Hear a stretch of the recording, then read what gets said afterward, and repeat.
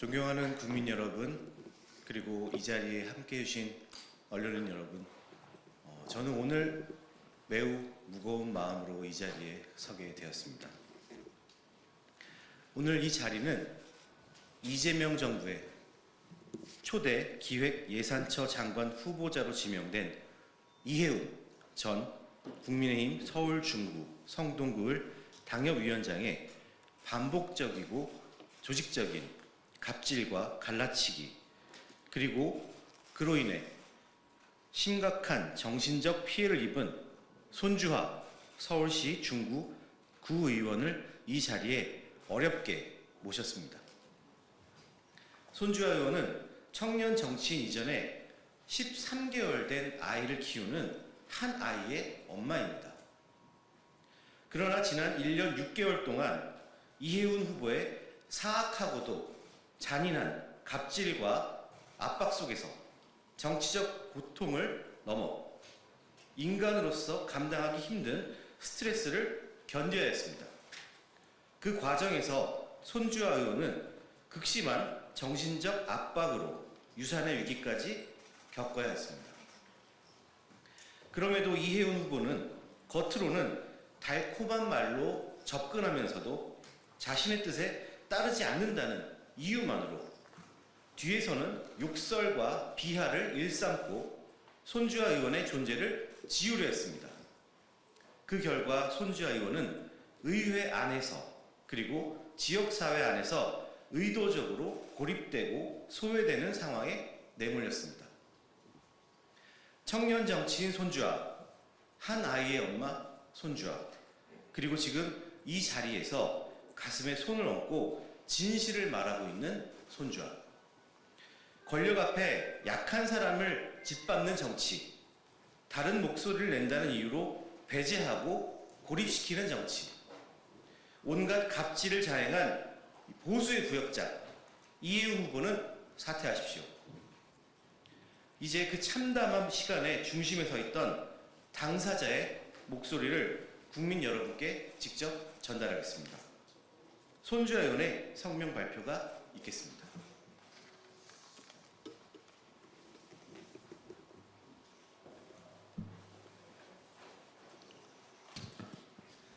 네, 안녕하십니까.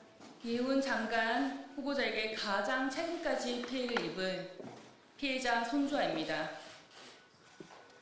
저는 오늘 당과 당원들을 기반하고 이재명 정부의 초대 기획예산처 장관으로 지명된 이해운 전 당협위원장의 민낯을 말씀드리고자 이 자리에 섰습니다.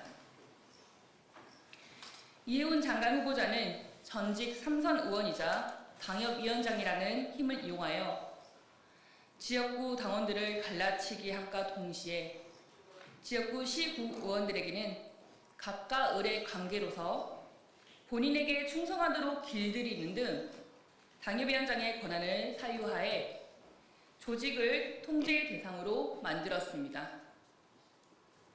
최근 뉴스에 나온 이해운 장관 후보자의 과거 보좌진 갑질 사건들을 보며 제가 당했던 사건들을 떠올리게 되었습니다.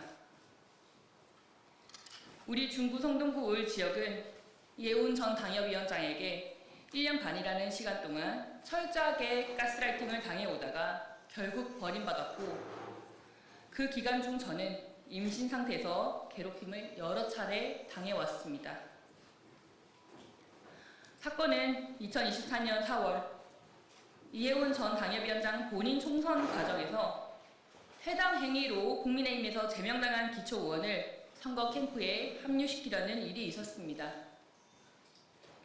제명당한 이 기초의원은 민주당과 야합해 제명을 당했던 인물입니다. 저 포함 구의원 3명은 해당 과정에서 당과 후보에게 분명한 부담이 된다고 판단돼 문제를 제기하였습니다. 그런데 그 일이 있은 후부터 오히려 총선 운동 과정과 이후 당협 활동에서 배제를 시키며 당협 내 갈라치기를 시작하였습니다. 총선 이후 이해운 당협위원장은 낙선의 핑계를 해당 구의원 3명에게 탓하였고, 2025년 2월에는 사람을 매수하여 허위 사실로 윤리위원회 제소가 이루어지도록 하였습니다. 당시 저는 임신 초기였습니다. 작은 스트레스에도 매우 조심스러운 시기라 허위 사실에 대한 소명으로 끝낼 것이라 생각하여 크게 신경 쓰지 않으려고 노력했습니다. 그런데 윤리위원회에 제소된 저 포함 당사자들은 증거와 증인까지 사실관계를 충분히 소명했음에도 불구하고 2개월 당원권 정지라는 중징계가 내려졌습니다. 너무 힘들었습니다. 열심히 지역과 당을 위해 일해온 저에게 힘으로 거짓 증인까지 내세운 당협위원장의 괴롭힘을 겪으면서도 당시 저는 제 아기를 지키기 위해 더 이상 그 무엇도 하질 못했습니다. 그렇게 이해원 전 당협위원장은 당협위원장이라는 힘을 이용하여 허위 증인까지 하게 하고 우리 국민의힘 중앙당까지 기만하며 힘을 가시하는 행동을 보여주었습니다. 저는 공정한 징계라기보다 경고였고 본보기였으며 조직을 길들이기 위한 수단이었다고 생각을 합니다. 이해훈 전 당협위원장에게 기만당한 주요 당직자분들께서도 이번 일로 인해 이해훈 전 당협위원장의 실체를 아시게 되었으리라고 생각합니다. 하지만 이게 끝이 아니었습니다. 최근 기사에도 나온 사안으로 성희롱 발언으로 솜방망이 징계를 당한 의원 사건이 있었습니다. 중구 의회 내 동료 여성 의원에게 아버지 뻘인 사람과 사귀는 사이다. 중구 여자와 술을 마시면 술맛이 떨어진다라는 등 두 차례의 성희롱, 여성 비하 발언을 한 전력이 있는 지역구 의원을 자신에게 매우 잘하고 있다는 이유만으로 징계는커녕 의회 의장에게 징계에 대한 사안을 봐달라는 취지로 감사하며 자신의 정치적 채찍꾼으로 두었습니다. 참고로 이해훈 전 당협위원장은 삼선 여성 국회의원이자 한국여성의정 상임대표를 자임해온 인물입니다.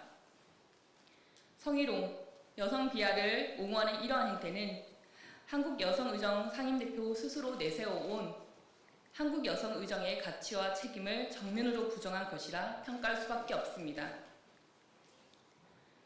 이렇게 국민의 신뢰를 얻어야 하며 원칙 위에 서야 할 공직 후보자가 비판을 억압하고 복종을 강요하는 방식으로 조직을 운영해 왔다면 과연 그에게 더 큰 공적 권한을 맡겨도 되는지 우리는 묻지 않을 수가 없습니다.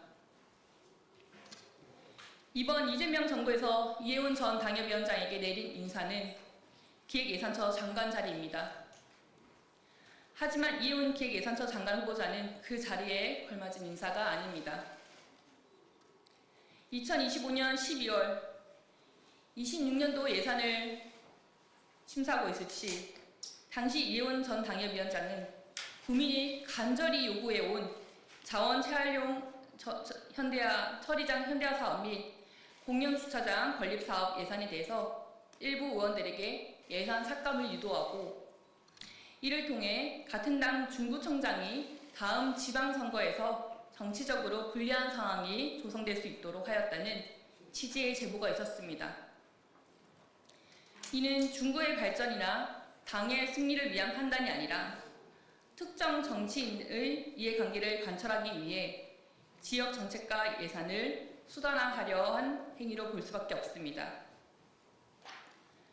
주민의 삶과 직결된 정책 예산을 정치적 유불리 계산의 도구로 삼는 것은 지역 정치를 심각하게 왜곡하는 행태이며 결코 정당 정치의 범주 안에서 용납될 수 없는 일입니다. 이러한 행태를 자행해온 이해훈 장관 후보자가 기획예산처 장관이 된다면 개인적인 감정으로 예산을 다루게 될 것이 분명합니다.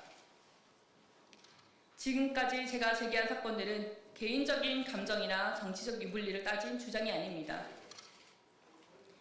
이는 지역 정치 현장에서 확인된 구체적인 사례들을 통해 드러난 권한의 사유화와 정당 민주주의의 훼손, 그리고 당원과 주민의 뜻을 배제한 정치 운영에 대한 문제 제기입니다. 정당에 속해 정치를 하면서 당파성에 매몰돼 사안의 본질과 국가 공동체가 처한 위기의 실체를 놓쳤음을 오늘 솔직하게 고백한다라고 말한 이해운 장관 후보자에게 되묻고 싶습니다. 후보자님, 혹시 장관이라는 자리에 매몰돼 본인이 과거에 일으킨 행동들에 대해서 국민 앞에 부끄럽진 않은지요?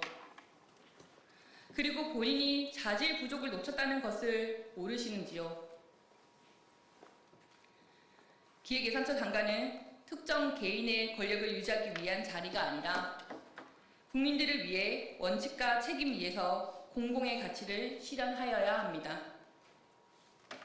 저는 이러한 문제들에 대해서 이해운 장관 후보자가 국민 앞에 분명하고 책임 있는 설명을 해야 한다고 생각하며 더 큰 공적 권한을 맡기기 전에 이 같은 행태들이 과연 용납될 수 있는지 모두가 엄중히 판단해야 할 때라고 생각합니다. 경청해 주셔서 감사합니다.